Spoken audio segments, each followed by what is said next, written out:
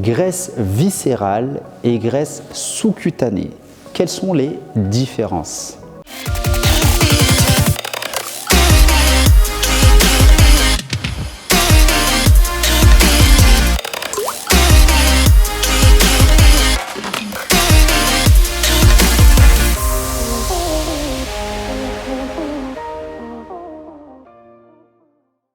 Bonjour, ici Mourad Hassani, coach mental et expert en perte de poids durable.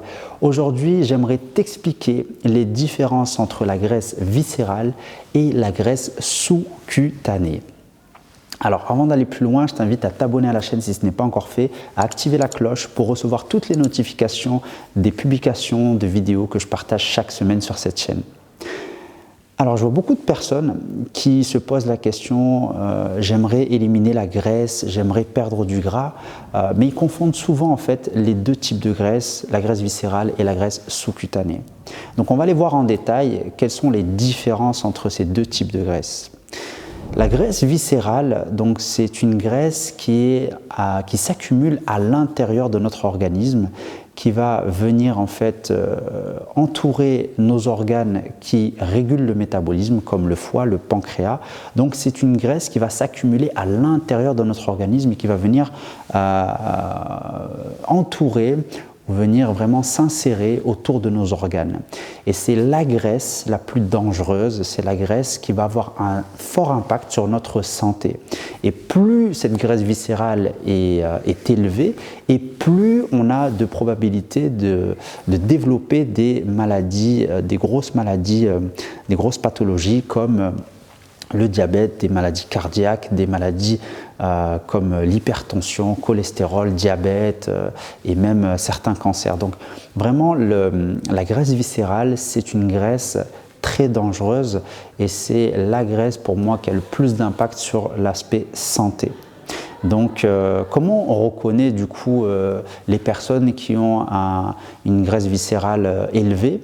Eh bien, en général, déjà, c'est une graisse qui touche principalement les hommes et on reconnaît en fait au volume en fait au niveau de la sangle abdominale, au niveau du ventre. Donc, c'est un ventre volumineux, gonflé, tendu. Donc, en général, ces personnes-là ont un niveau de graisse viscérale élevé. Donc, il faut faire vraiment très attention. Et ensuite, de l'autre côté, on a le deuxième type de graisse qui est la graisse sous-cutanée qui impacte plus généralement les femmes. Donc c'est une graisse en fait qui se stocke sous la peau et dans les couches de la peau. Donc cette graisse, elle a moins d'impact sur notre métabolisme, sur notre organisme et moins d'impact sur notre santé forcément parce qu'elle ne va pas être directement en lien avec nos organes à l'intérieur du corps. Donc ça, c'est un bon point.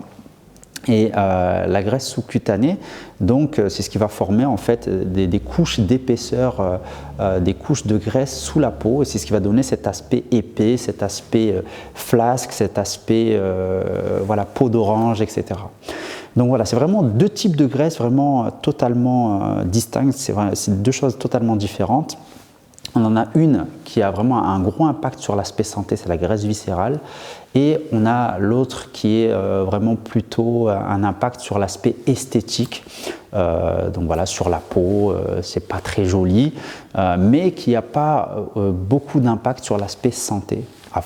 À moins que, on ait un niveau élevé de graisse sous-cutanée, du coup, ça va s'accumuler aussi à l'intérieur, du coup, au niveau de la graisse viscérale.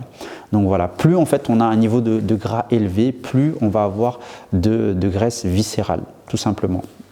Donc du coup, quelles sont les différences? Donc on en a une, ça va avoir un impact sur la santé, et une autre sur l'aspect esthétique, d'accord? Du coup, comment on fait pour contrer tout ça? Comment on fait pour justement éliminer cette graisse? Si on part sur la catégorie graisse viscérale, donc le type de graisse viscérale, eh bien, il suffit juste d'une bonne alimentation équilibrée, pas besoin d'avoir un régime restrictif ou quoi que ce soit, une alimentation équilibrée et une activité physique régulière. Voilà, ça suffit, vraiment les bases quoi. Et juste avec ça, on va éliminer cette graisse viscérale progressivement. De l'autre côté, donc la graisse sous-cutanée ou la cellulite, c'est la graisse, on va dire, que tout le monde veut perdre pour avoir un joli corps tonique, raffermi, une belle silhouette. Eh bien, il faut avoir une alimentation avec un plan alimentaire adapté en fonction de ses besoins. Donc, en général, il faut que ce soit une alimentation en déficit, on appelle ça, pour pouvoir perdre du gras. Et en parallèle à ça, il faut une activité physique adaptée. Et pour cela, je conseille des exercices de renforcement musculaire qui vont être ciblés sur les zones que l'on veut perdre. Alors oui, je suis un partisan de la perte de graisse localisée. Alors bien sûr qu'en termes d'impact, ce n'est pas non plus miraculeux, mais ça aide. C'est-à-dire que si on va cibler les zones en fait que l'on veut perdre, comme les fessiers, les cuisses, eh bien de solliciter ces groupes musculaires. Par contre, il y a un inconvénient, c'est qu'il faut les solliciter plusieurs fois par jour. Le but, en fait, c'est de faire circuler le sang au maximum dans ces zones pour pouvoir dépenser cette énergie qui est stockée sous la peau. Voilà, donc c'est un petit peu ma façon de voir les choses.